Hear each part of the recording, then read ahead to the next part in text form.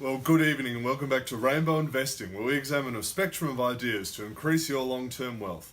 Now, tonight I wanted to just talk about a starter kit for how to manage your money properly. So if you're someone who's really not that good with money, or you just want to get started in improving your financial situation, if you follow these 5 steps, I guarantee it'll be a really good start. So just before we get going, if you haven't already, hit that subscribe button. We do videos on personal finance and investing, but let's get right into it. 5 steps. So, step number 1 is pay off debt, and specifically bad debt.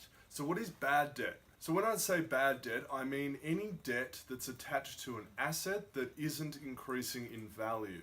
So that includes credit card loans in particular, but that also includes personal loans, car loans, because your car is going down in value while the loan you have on it is increasing. Afterpay debt, anything like that that isn't tied to an asset that is making you money is a bad debt.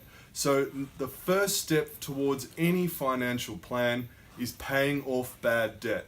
And really, you won't be able to get ahead unless you get this done. Because every day that debt is on your account, it is costing you money. And that's money you really don't have to pay. So you're thinking about managing your money better, number 1 step is to focus on being debt free. Now when I say bad debt, this does not include a mortgage debt or debt that you might have taken out to buy shares with or other income producing assets. That's what we call good debt, and it's not so much of a bad thing because the thing that you've borrowed money to buy is hopefully increasing in value. But anything that this doesn't apply to, make sure you make it your number 1 priority, because I guarantee it is ruining your financial future the longer you have these bad debts on your books. So once you clear those, that's a really great first start. Alright guys, so step number 2 is having goals and a savings plan.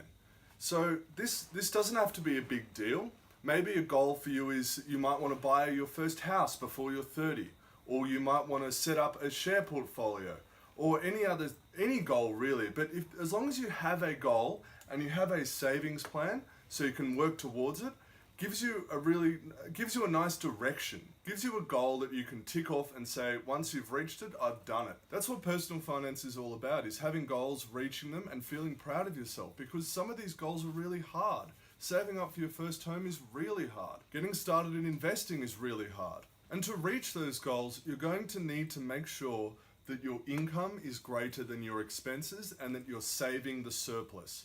So if you're making $500 a week and spending $500 a week, you're not going to get very far. But if you're making $500 a week and your debts are costing you $600 a week, then you're actually going backwards. So that's why it's really important to first make sure you've paid off all your debts, and second, make sure you've got surplus income that you can actually save and maybe put towards a goal of yours that you might want to achieve. So even if the goal of, say, buying a house seems really out of reach, if you have that goal in your mind and you spend 5 years saving whatever surplus income you have, it makes it a whole lot easier, and you'll be surprised how quickly it can build up. Alright, goal number 3 is starting a side hustle.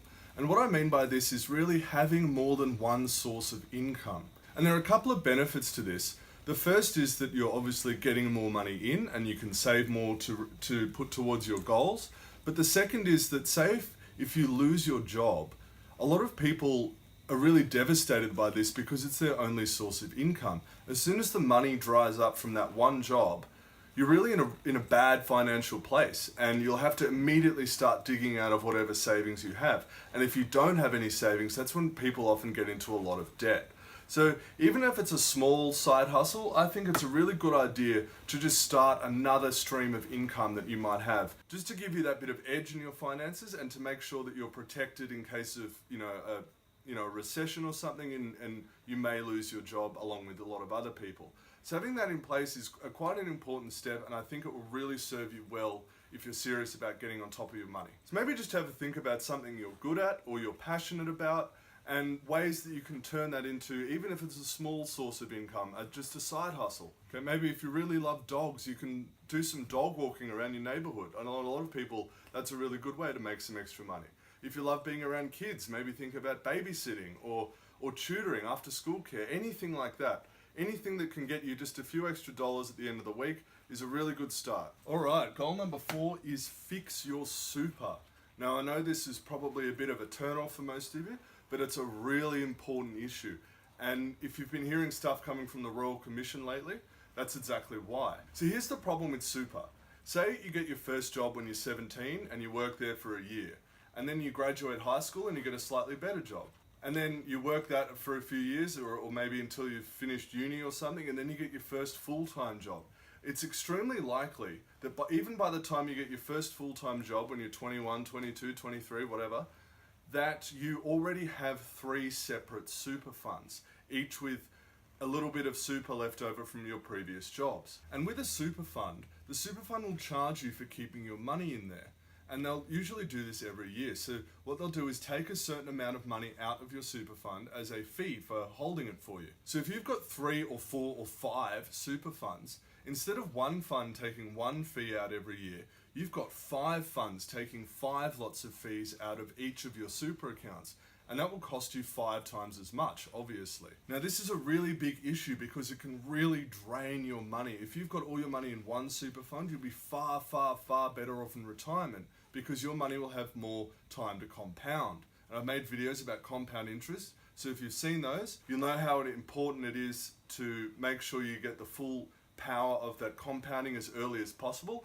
And if you haven't seen those, I'll leave a title card up, so make sure you check them out. But the government's made it really, really easy to roll over all your super funds into one fund.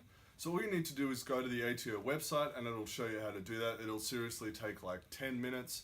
And they'll make sure that all of your money is pooled into just one super fund. So you're not paying 5 times as many fees as you need to. Seriously, just doing this might even save you hundreds of thousands of dollars in retirement. So it's really, really important just to make sure you do it. It takes 10 minutes. It's really not that stressful. So if you've taken one thing out of this video, I think it actually should be that one. Because really, if you get to 65 and you figured out that this has happened and that you've lost $300,000 worth of compound interest, you'll be kicking yourself, really. I mean, can you imagine a worse feeling than that? So just do it. Alright guys, so step number 5 is simply to invest in yourself. Now I know this sounds cliched, but really you'll become a better financial manager of your own money and really a better person if you actually just every once in a while find out something new that you didn't know before. Do some reading about a topic you don't know a lot about. Deepen your knowledge in an area of your interest. You know, if you're concerned about how you manage money, do something about it. Maybe even watch more of my videos. But really, the best investment you can make is investing in yourself.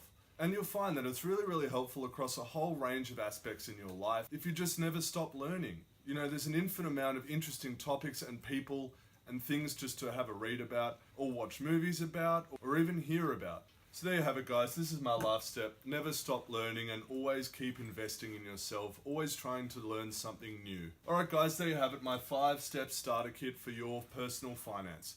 If you like this video, make sure you hit the like button. If you like this video and you want to build on these, I've got a whole bunch of videos that talk about how to invest in yourself, start investing, building your wealth over time. I'll be back soon with some more videos, but for now, good night.